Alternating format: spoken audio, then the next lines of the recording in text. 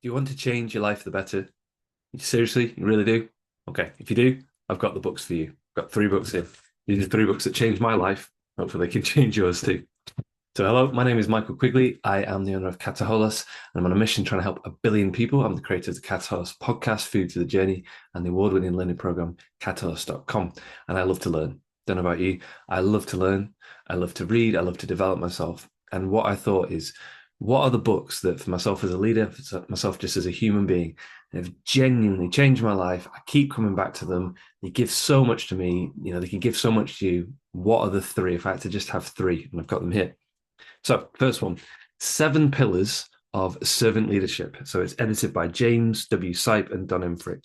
What's this all about? Leadership is so amazing and so challenging, and there's lots of different types and there's lots of different ways that you can learn and you can structure your leadership. What I love about this one is it leads through service. You want to be an amazing leader, you've got to serve your people, you've got to put them first. Sounds great as an idea. How do you actually do it in practice? Like, what do you do? Like, what do you say in meetings? How do you structure your organization? What I love about it is this thing is being used by so many businesses to make billions. So as a business, it's a very effective structure, but also morally as a human being, it gives you a very strong, well, these seven pillars that you can hold yourself up on your character. It's been phenomenal for me. I've used it for 10 years now. I come back to it again and again and again. What I love about it, like the best material, is that when you come back to it in a different state, you will get something different from it. You don't just read it once and done. You read it and you go, wow, that was really good. I need to underline that. I need to make notes. I need to come back to it. I've got so many pages here that I've underlined. I come back to like a million times. So it's amazing for leadership. Even if you're not in a leadership position, I would recommend it. But if you're definitely in a leadership position, has to be the one, because what you'll find is you go, I like that and I'm going to use that. Or you might go, I like that and I'm going to base my leadership on it, or I'm going to change it a little bit. It's a fantastic starting point, right? So seven pillars, seven leadership definitely can change your life. Second book, Chimp Paradox. The Chimp Paradox by Professor Steve Peters. Why do I love that so much? Well, if the first book can help you as a leader, the second book can help you with a key leadership skill, which is emotional intelligence, right? The ability to understand yourself and be able to regulate your emotions, to understand other people and how they're feeling, the vibes they give off, and have really good relationships. Daniel Goleman wrote another amazing book called Emotional Intelligence. You could read that. But what I love about this and the premise of the book is there's all these different parts to your brain, right? And psychologically and biologically, that is actually true. You've got your prefrontal cortex, you've got your older bits, your younger bits, they all work together.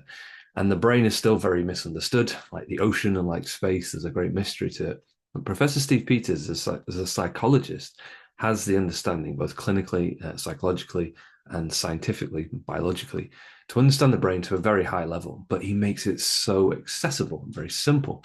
So the whole idea is there's older parts of your brain and newer parts of your brain, and there's part in your brain that's like a monkey. It's like a chimp, and it's just like, and it's strong, and it just wants what it wants when it wants. Sound familiar? What I like the best about it is there's some very specific things that you can do to help with that. It's not very much like this is just the way it is. It's all about, would you want to change yourself? Do you want to improve yourself?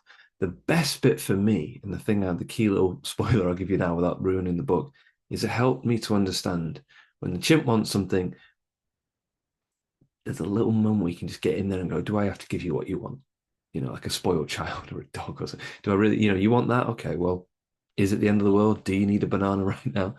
And I really love another thing which he said, which is when you're in a difficult time, just pull back, like zoom right out and just see it for what it is. It's very, very empowering as a book because it's full of things, and you know that he understands the human condition very well. He goes, look, when things are hard, try that. When things are good, try that. When things are really difficult, try that. It's based on clinical experience. So I really love that because he's not just sitting there talking about ideas. He's obviously worked with thousands of people, figured out what works and put it into a very simple system. And again, for myself, I've used that as a basis to create my own systems and things. And I like it because it's got, real experience you can base it on. So if you're trying to improve your ability to understand yourself, regulate your emotions, maybe not react as much, have a sense of meaning and purpose, it's absolutely phenomenal. So that book will change your life. Say the best to last.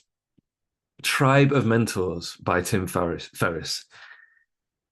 Where to start with this book? Okay, well, to start with, it's already got a bookmark in because it shows I'm back reading it again. Okay, this book is how many pages? It's like 600 pages, 600 pages nearly. quick story. 6 years ago, I said, I'm going to read a book a week. I'm going to challenge myself. I love to learn, you know me. I love to help you as much as I can. So I need to know stuff. And I read that book in a week. It was that good. I read it in a week. So what's it all about? Tribe of Mentors. Tim Ferriss, very successful businessman, bit of a interesting character. Check him out. He said, well, we need to have people who are experienced, who've been there and done it, almost like a tribe of people we can come together to ask advice, to get wisdom. And I really like that. He's understanding that a lot of traditions, aren't as flourishing these days, maybe as they used to be. So anyway, what you've got there is, I think it's 120 different types of people. I'm sorry, 120 different people who've all been very successful in business, spirituality, health. They're just motivational people. And he's sat down with them or he's emailed them. He actually just did it through a lot of it through email and video conference. He doesn't actually say, but he's somehow got their answers.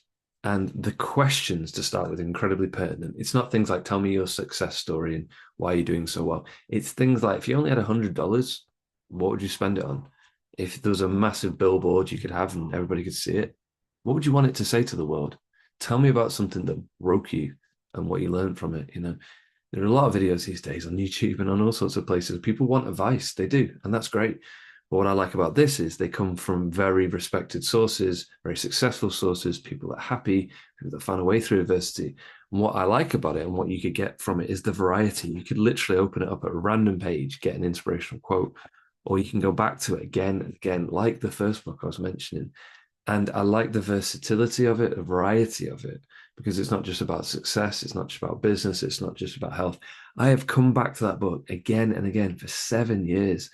And when I travel, I like to have it with me. I like to read, while I eat, and I'll come back to it. You can pick it up. You can deep dive it. You could read it chronologically through again and again. You could think, right, I want to learn about a certain type of person or a certain situation. And for me, the best material is the material that you take on board and it changes you and develops you, which is great, but it's always there. And the final point I want to make on all these books is you hear a lot about people not having the ability to sustain focus and attention. Reading a book like that, that's 200 plus pages that you're really interested in and that is going to help you, is not only an incredible way to develop your skills, but to practice your ability to sustain attention and focus reading the actual book, sitting there and going, right, I'm going to read this thing. And reading for me has been one of the number one things that's improved the quality of my life, the success of my business, and my life in general. So, plug for reading. But generally, these three books, if you wanted to change your life and you sat down and read those three books and you got back to me, I guarantee you'd have some positive things to say. So let me know. Let me know in the comments below. Let me know, what's your favorite book? What's a book that's changed your life? And more importantly, why? Sometimes they're the books you weren't expecting, Tribe of Mentors. I thought, I'll give it a go. I wasn't ready for it to change my life, and it did. So please like the video and comment and subscribe if you haven't already. Thanks so much for watching. Take care, and see you soon.